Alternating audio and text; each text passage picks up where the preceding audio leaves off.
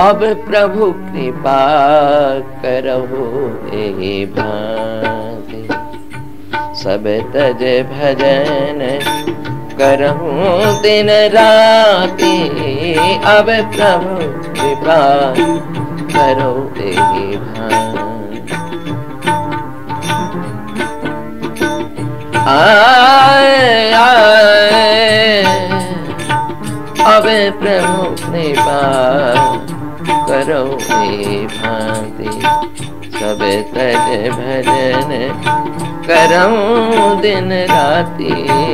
अब प्रभु कृपा करऊं एहि भांति। एक ऐसी याचना है महाराज, परमात्मा से याचना की जा रही है, भगवान भजन तो हम कर ही रहे हैं, लेकिन हो नहीं रहा है। लगे तो खूब रहे, जब मैं भीतर झांक के देखता हूं तो भजन नहीं हो रहा है। भजन होता तुम्हारा और फिर संसार याद में आता, हो ही नहीं सकता। कोई संत जब हमको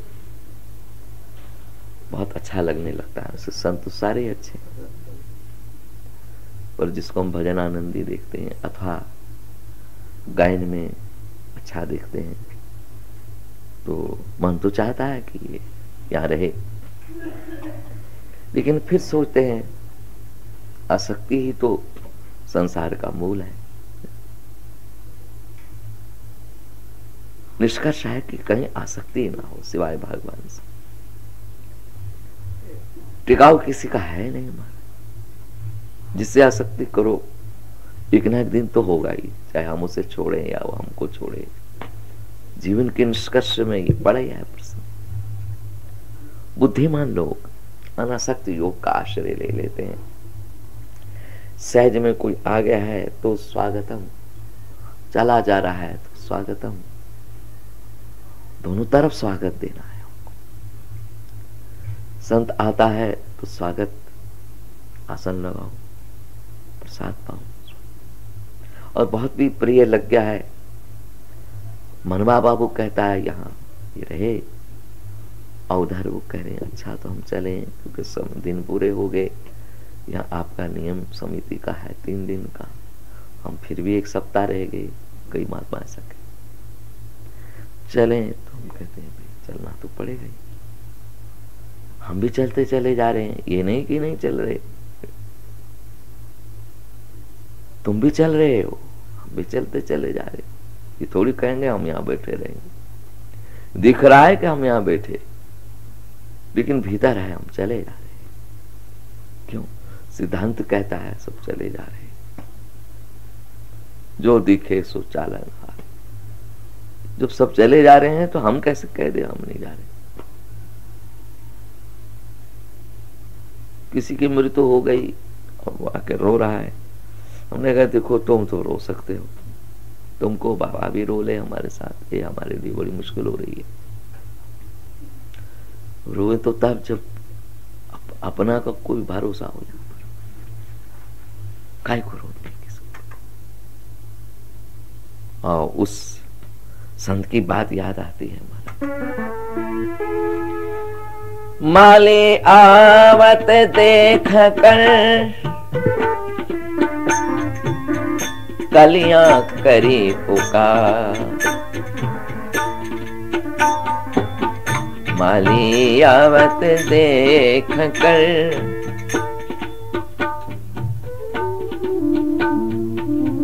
कलियां करी पुकार, फूले फूले चुन लिए काले हमारी बात। भैया संसार ही ऐसा है। गीता जी का ये अमर संदेश चिंतन में आता है, छोड़ो या छूटेगा, तीसरा प्रसंग ही नहीं मिलता है। हे अर्जुन, तू इनको नहीं मारेगा, तो सामने खड़े हैं, तो क्या ये तुमको छोड़ देंगे? यही मार देंगे, क्योंकि तैयार हैं बिल्कुल धनुष बांध दिए। संसार को तुम नहीं भूलो, नहीं छोड़ो, या ये तुमको यहां छोड़ देगा, हमारा तुमको भगवा देगा। हम मकान को मान रहे होंगे, लेकिन मकान हमको नहीं जान रहा होगा कौन है। जड़ वो कह रहा भी मुझे नहीं पता है तुमको। हाँ, यहां हम जिसको मानते हैं वो हमको नहीं जान रहा, जरी गहराई से चिंतन करें, वो हमको नहीं जान रहा है। हम अपने आप लगे रहे, ये मेरा है।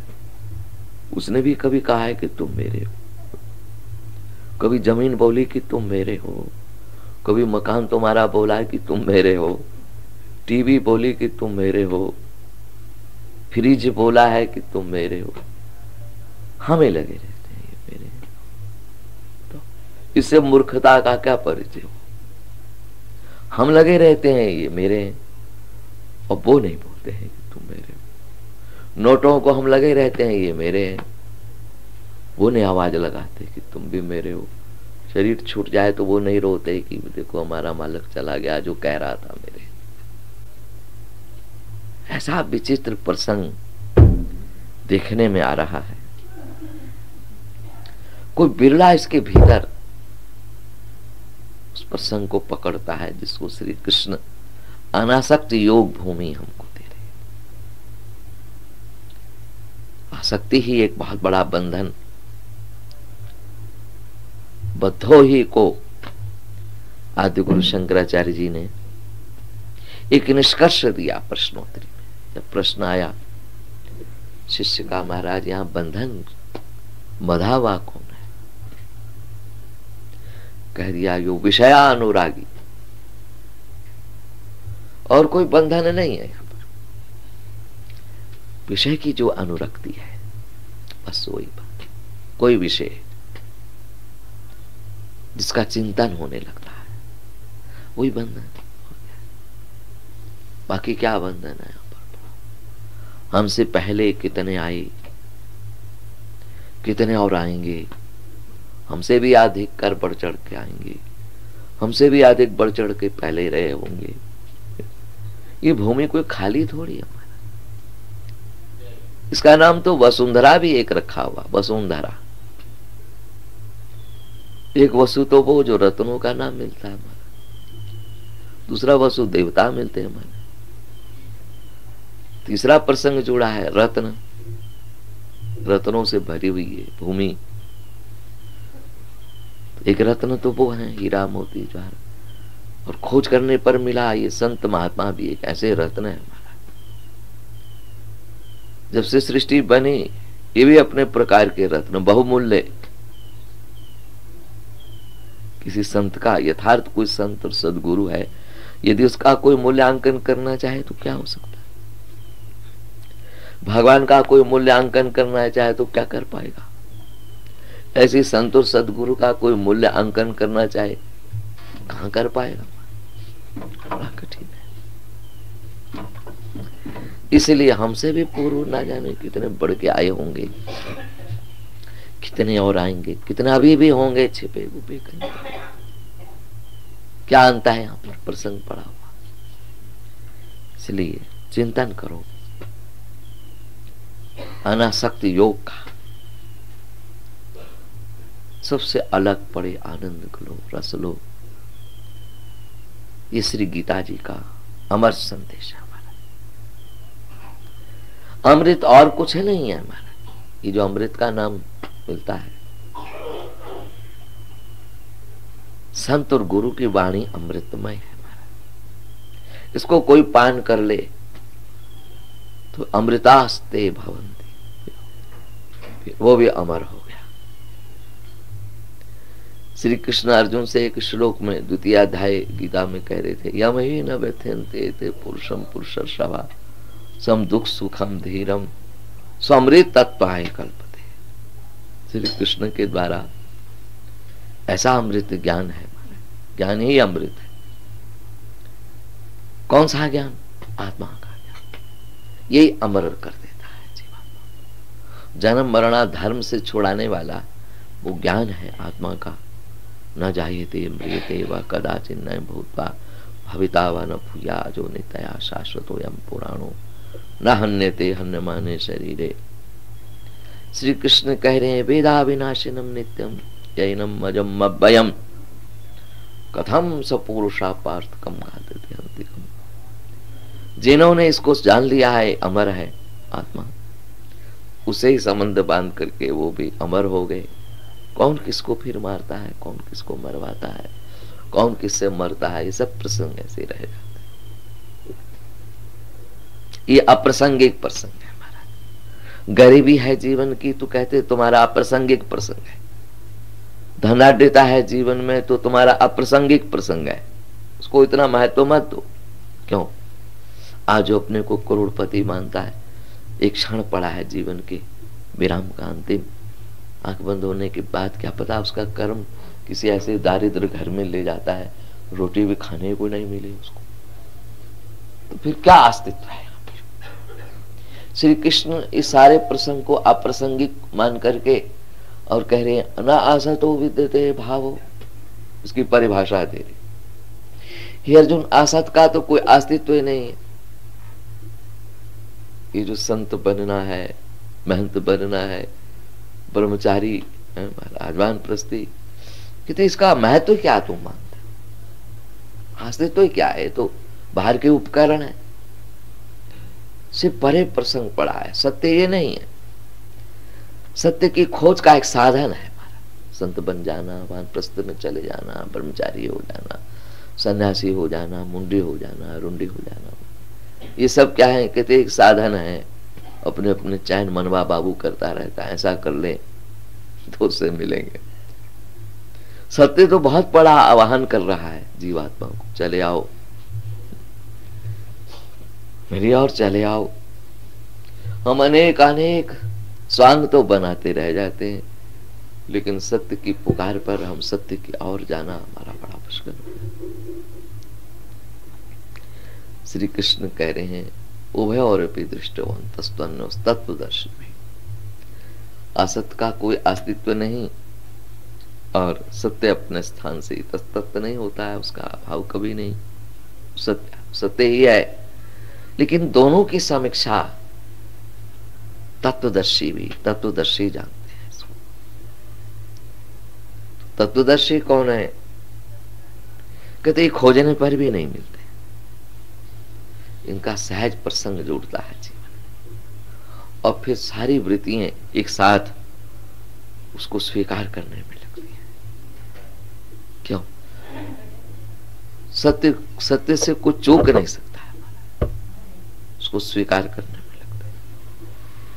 ऊपर से भले ही ऊपर की टीप टाप देख करके अपनी अहंकार के कारण ना पकड़ पाए उस प्रसंग को, ऊपर से न स्वीकार करे, लेकिन भीतर स्वीकार करता है। जब मैंने रावण की भूमि देखी, ऊपर से तो महाराज 20 भुजाएं और 10 मुख देख के अहंकार से फूला नहीं समाता, लेकिन भीतर भीतर कभी चिंतन करता तो लगता है कि तृष्णा और हमारे ये भाई इस प्रकार के मेरी शक्ति वाले मार दिए, उसको जरूर कोई विशेष शक्ति इस धरा पर आई है। लेकिन क्या होता था? बाहर के उपकरण, सच पूछो जीवात्मा को उस सत्य से स्पर्श नहीं पाने देता तो बाहर के उपकरण नहीं पाने देते। जहां जहां कुछ मान के रखा होता है, कहीं मान के रखता है, कहीं उसको मानते हैं लोग, उसी भूल भुलैया में सत्य को शीघ्र नहीं छुपाता। ऐसे रावण भीतर से तो चिंतन करता है कभी कभी सत्य का, लेकिन ऊपर का प्रसंग इतना उलझा हुआ था। जब वो राज दरबार में पहुंचता, थोड़ी सुस्ती देखते निकट के लोग, बाहर के उपकरण, तो फिर वो वाहवाही करने लगते, अरे आप जैसा कौन हो सकता होगा। और उसके बाद जब वो अपने 20 भुजाएं छिड़काता, 10 मुख की और दृष्टि जाती, बाहर के उपकरणों पर ये भूल भुलैया में मानव जीवन में पड़ा रहता है। कहीं उसको भूल भुलाव में परिवार, कहीं कुल, बस उसी में ये पड़ा रह जाता है। मीरा जी ने इसका निष्कर्ष बड़ा विचित्र दिया। छाड़ दीने कुल की कान, कहाँ करी है कोई।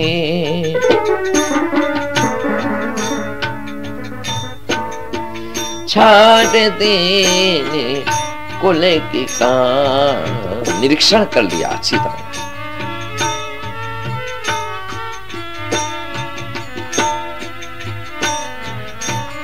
छाड़ देने कुल की कान, कहाँ करे है कोई। संतन ढेर बैठ बैठ लोक लाज खोई। कैसी भूल भुलैया में बाहर का उपकरण हमको डालता है। जैसे रावण को भीतर भीतर सत्य का कभी स्मरण भी आए तो फिर बाहर का प्रसंग उसको, उसके अहंकार को बल दे देता था।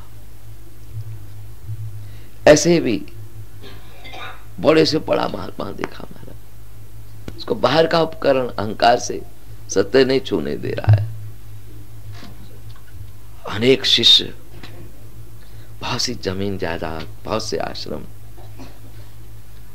जो अप्रासंगिक प्रसंग है उनको अपने में जोड़ के रखता रहता है और सत्य को नहीं स्पर्श कर पाता है।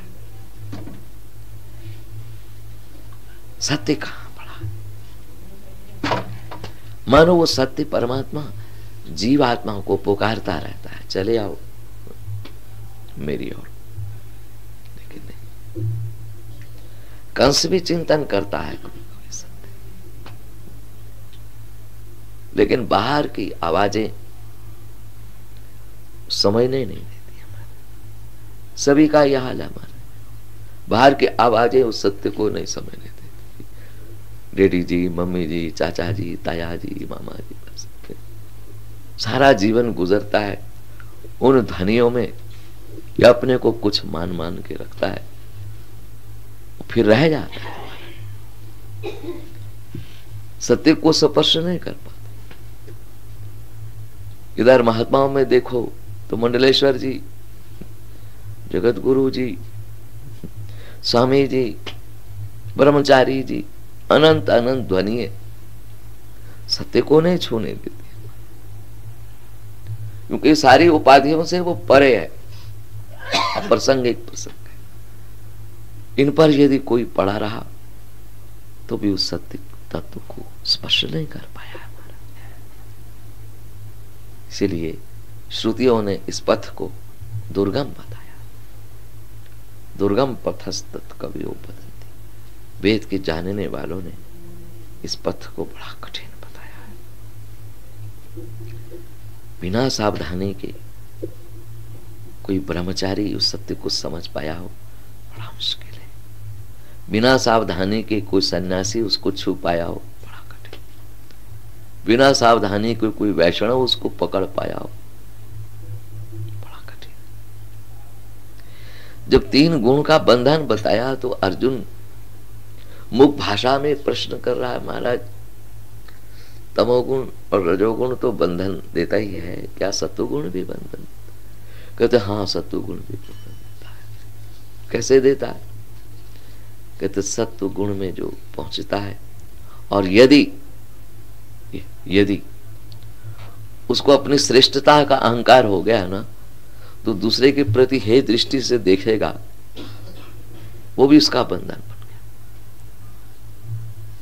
अपने को बड़ा मानना, दूसरे को छोटा मानना, ये भी बड़ा बंधन हो गया। नहीं समझ पाया। शालिग्राम की बटिया है महाराज, छोटी है, बड़ी है, चिपटी है, चपटी है महाराज, तो वो पूर्ण मानते हैं, उसको पूजी नहीं है। ऐसे परमात्मा अनंत रूपों में विराज रहा है, सभी पूजनीय है धारणा की भूमि पर। लेकिन एक सत्व गुण वाला भी वैष्णव है, वो किसी को हे दृष्टि से देख ले, मान ले, तो फिर वहां भी उसका बंधन, क्योंकि राग, द्वेष, ईर्षा, मद, मात्सर्य सब बंधन ही देने वाले। तो सत्व गुण में भी पड़ा हुआ जो वैष्णव है, संत है, वो भी खतरे से बाहर नहीं है। उसकी वैष्णवता भी थोड़ी सी असावधानी हुई, सावधानी हटी तो दुर्घटना घटी।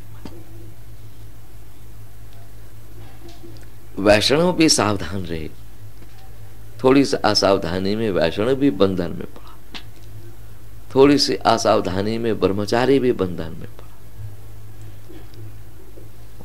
इसी को समझाने के लिए गीता ही महाराज भागवत पधारा यहाँ, इसी को समझाने के लिए रामचरितमानस आया हमारे सामने। अनेक अनेक जो महत आत्मा इस अपनी तल पर अवतरित हुई हैं, विशिष्ट। तो आजकल के युग में तो महाराज महात्माओं की संतों का अंत ही नहीं मिल रहा है, लाखों हैं कि करोड़ हैं, समझ में नहीं आ रही। लेकिन इनकी बात नहीं कर रहा शास्त्र। शास्त्र तो संत की बात कर रहा है। संत की परिभाषा आज के युग में चरित्रार्थ होना बड़ा कठिन हो रहा है। संत किसको, जिस संत की बात भगवान शिव गिरिजा से कर रहे थे, गिरिजा संत समागम सम न लाभे कुछुआ,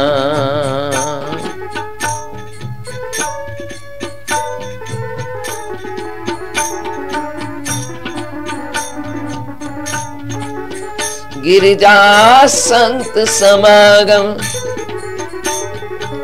सम न लाभे कछुआ, बिनु हरि कृपा न होई सो गावहि वेद पुराण। आजकल के संत जो बने उनकी बात नहीं हो रही है।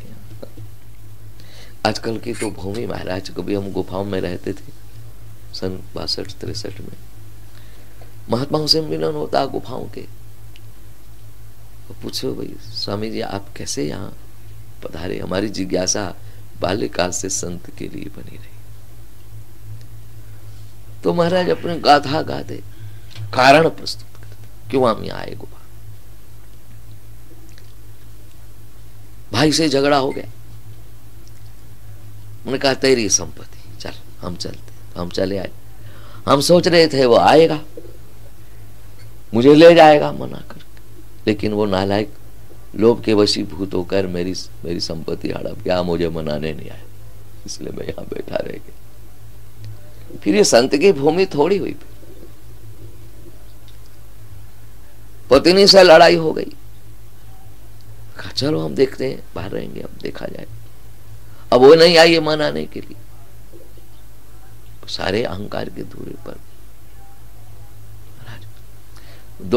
एक दाम्पत्य का झगड़ा रोज होता।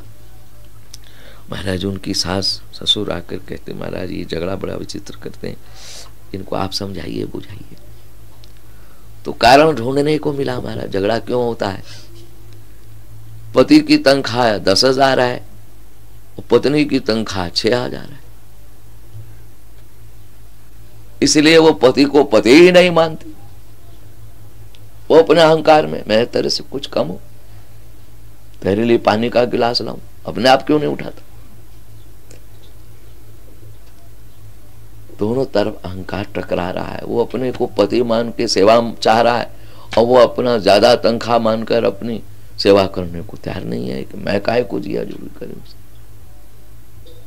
ये झगड़ा हो रहा है। तो वो सत्य कहां गया, कहां वहां छुप पाएगा। अर्थ जहां प्रधान पड़ा होता है, काम जहां प्रधान पड़ा होता है, लोभ जहां प्रधान पड़ा होता है, वहां सत्य कहां मिलेगा। सत्य की भूमि तो कहीं पड़ी है और बहुत निकट पड़ी है। हमारा दूर वालों के लिए बहुत दूर है, निकट वालों के लिए निकट है। जिन्होंने उसको स्वीकार किया है जीवन में वो बड़ा निकट है। गोविंद पर जिन्होंने आस्था रखी है उनको बहुत निकट है, और जिन्होंने अभी गोविंद पर आस्था नहीं बनाई उनके लिए बहुत दूर है। सत्य भी ऐसे ही है।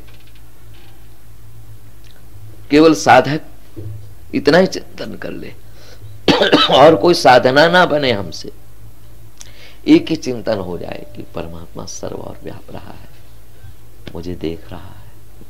मैं सोता हूं तो भी मुझे देखता है, मैं बैठता हूं तो भी मुझे देखता है, मैं चलता हूं तो भी मुझे देखता रहता है। मैं मन से कुछ भी सोचता हूं तो उसको पता लग जाती है।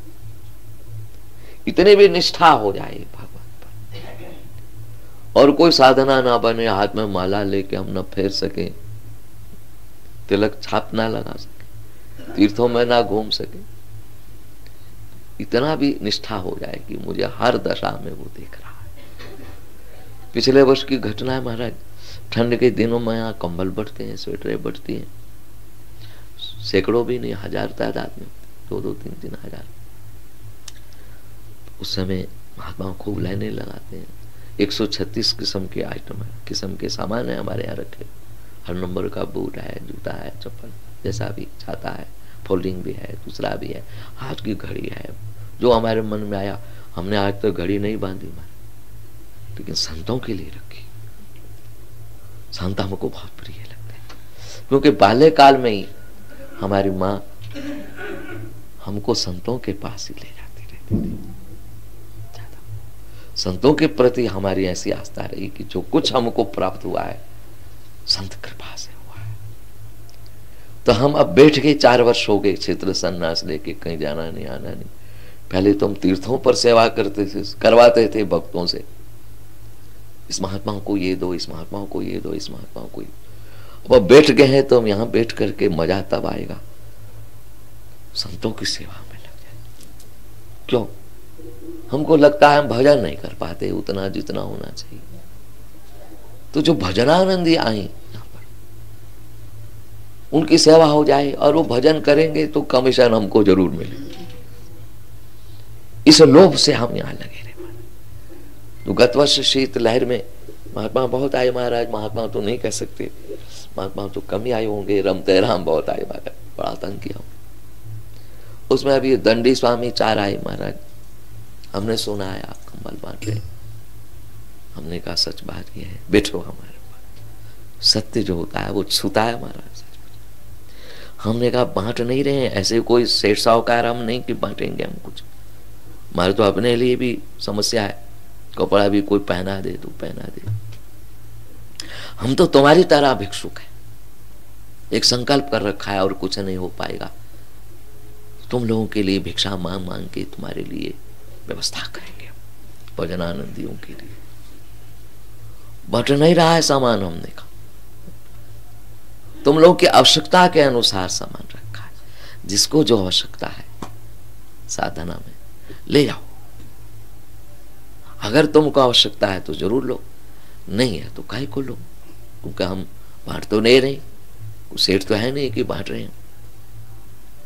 भिक्षुक है, मांग के तुम्हारे लिए आवश्यकता पूर्ति के लिए रखा है। वो भी हम लोभी हैं कि तुम भजन करोगे, उस भजन का कमीशन हमको मिलेगी, हम तुमको कुछ देंगे। तो हमारे जैसा लोभी भी तुमको नहीं मिलेगा, हमने उनको कहा। हम जैसा गरीब नहीं मिलेगा, हम जैसा सेठ नहीं मिलेगा, ऐसे ही उसकी परिभाषा शुरू की। महाराज सत्य छूता है महाराज। जो जो हम परिभाषा देते रहे, मानो अपनी बात करते रहे, तो चारों महात्मा उनके आंखों में अश्रु झरना शुरू हो गए। बाद में हमने कहा अब आपको क्या आवश्यकता है, ले जाओ। कहने के सच बात तो यह है, आवश्यकता तो हमको कुछ नहीं है, पर हमने सुना कि आप बांट रहे हैं, तो सुना कर हम चले आए कि चलो अपना राम भी कुछ ले आए वो वहां से। हमको कुछ नहीं चाहिए।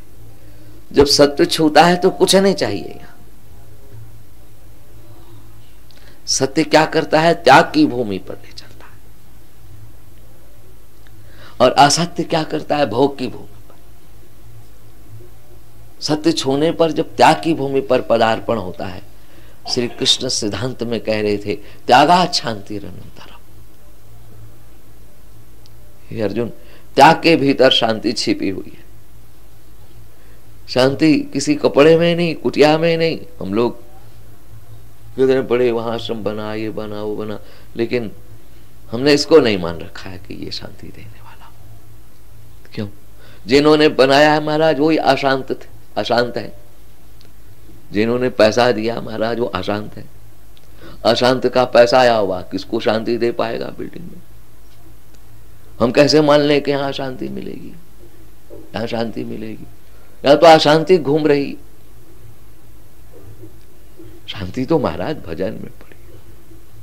भजन करो। सर्व रोग का औषध है नाम, कल्याण रूप मंगल गुण ग्राम, गुरुबाणी कह रही थी। और जो महात्मा आश्रम और बनाकर सोचते हैं ना इसमें शांति मिलेगी, हमने तो थोड़े में ही देख लिया है। वो जो दान देते हैं महाराज आश्रम बनाने के लिए, वो बेचारे बड़े अशांत दिखाई दे रहे हैं। तो जिनके दान से ही सब बना है वो खुद ही अशांत है, तो यहाँ शांति क्या मिलेगी? अशांति नाच रही। वो तो तुम लोग उनकी शांति का कोई उपाय सोचोगे इसलिए बनाया है। संत महात्मा रहेंगे, भजन खूब करेंगे, हमको कमीशन मिलेगी। जैसे हम कमीशन के भूखे, ऐसे गृहस्थी महाराज जो दान देते हैं वो भी हमसे कमीशन की आशा रखते हैं। क्या आशा रखते हैं? हम ऐसा कर लेंगे तो ये जो भजन करते हैं शांति इनमें दिखती है, हमको थोड़ी सी इसकी वेज में शांति मिलेगी, राहत मिलेगी। तो जो हमारे भिखारी बनकर घूम रहे हैं उनके द्वारा बनाई हुई आश्रम, हम चाहें इसमें सोने पर, इसमें रहने पर शांति मिलती होगी, मेरा मन तो इसको स्वीकार नहीं कर रहा है। हम तो अपनों से अपनी बात कर। शांति तो संत तुलसी की भाषा में मिली थी। तुलसी यह तनु तवा है, तुलसी ये तनु तवा है, तपे सदा त्रैता।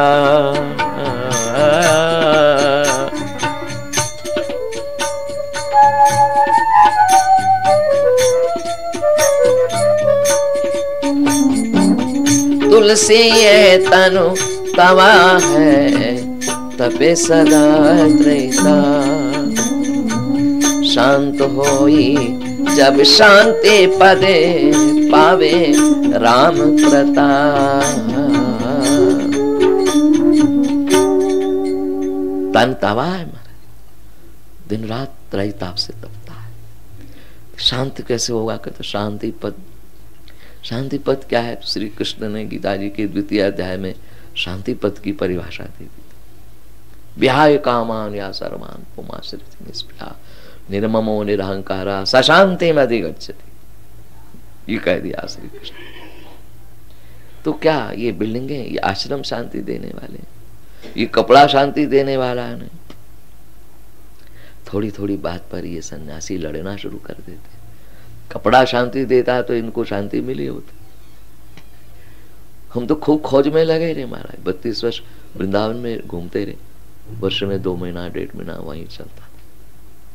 पत्तों पे लड़ाई कर रहे महात्मा, हमको कटा हुआ पता। लड्डू पे लड़ाई हो रही है, टूटा हुआ लड्डू रखते। कहीं नमक कम डाला, हल्ला बोल दिया। कहीं मिर्च कम डाली, हल्ला बोल दिया। शांति महाराज कपड़े में होती तो फिर तो ये लाखों घूम रहे भगवे कपड़े पहन कर, पीले कपड़े, शांति मिलती इनको, लेकिन नहीं। शांति तो निष्कर्ष की भूमि मिल रही थी। विहाय कामान या सर्वान पुमस्रिति निष्प्रहा, निर्ममो निरहंकारा, सशांति मधिगच्छति। शांति की भूमि तो श्री कृष्ण बता रहे हैं। हे अर्जुन, विहाय कामान सर्वान पुमाश्रित, जिस पुरुष के भीतर से समस्त कामनाएं कोसों दूर चली गई, पता ही नहीं कहां चली गई। निर्ममो निरहंकारा, जिसके जीवन में किसी वस्तु पदार्थ प्राणी के प्रति ममता ही नहीं दिखाई दे रही। अहंकार का कोई प्रसंग मिले नहीं रहा। मैं भी कुछ हूं, मेरा भी कुछ, मेरा कुछ था, तब सशांति अधिगच्छति। बताओ, ऐसा प्रसंग किसी के जीवन में मिले तो हम उसको शांत मान लें, नहीं तो कहां शांति। तुलसी तनु तवा है,